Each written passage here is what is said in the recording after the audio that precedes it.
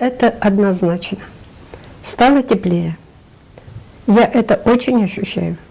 Валентина Мусат яшәүче Ленинград урамы 9-нчы айыртка капиталь ремонт узган елны килгән иде. Бүген биредә яшәүчеләр аның нәтиҗәләренә шатланып бетә алмый. 2 бүлмәле фатирда гомер итүче Валентина өчен ремонт сыйфатлы гына түгел, әле тагы бик файдалыга да әйләнгән. Яңа пластик тәрәзәләр өендәге җылылык энергиясын сакларга мөмкинлек бирсә, электр энергиясын сакчыл тотуны хуҗабикә үзе хәл иткән. Чтобы меньше платить за свет, Ут өчен түләргә аз булсын өчен мин бөтен җиргә бра, люстр, өстәл яктырткычларына электр энергиясын саклаучы лампалар куйдым һәм азрак түли башлаганымны сиздем. и в настольную лампу.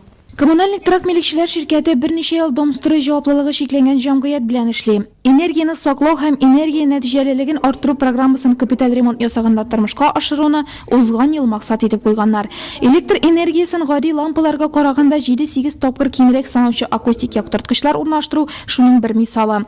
Ә бит бер шундый лампа кую 1241 сумга төшә. Мондый уңайлыкларны саклап калу яшәүчеләрнең үзләреннән тора да инде. Халыкка чтоб теге биргән җылылык бушка китмәсен, һавага китмәсен өчен менә без капремонт ясаганда Домострой предприятиесе белән сөйләштек инде дә, уйлаштык да. Алар менә шушындый ишекләр, икенче ишекләр куйдылар подъездларга.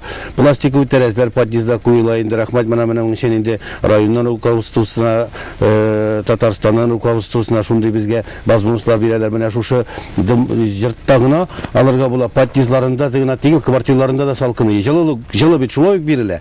Но хәзер пластиклы тәрәзәләр подъездларга куйдык, квартиралар куялар менә подъездда кешеләр килгән кешеләр керәләр шушындый безнең менә бу капремонттан соң подъездларда бермә-бер җылы алар үзләре әйтәләр, сезнең подъездда да торып була диләр.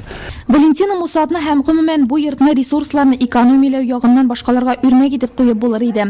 Аеруча социаль норма кертелергә торганда, бу нормадан узып киткән электр энергиясе өчен арттырып түләү дигән сүз. Россиянең күп кенә төбәкләрендә электр энергиясе куллануны киметү буенча мондый пилот проектлары кертелә башлады инде.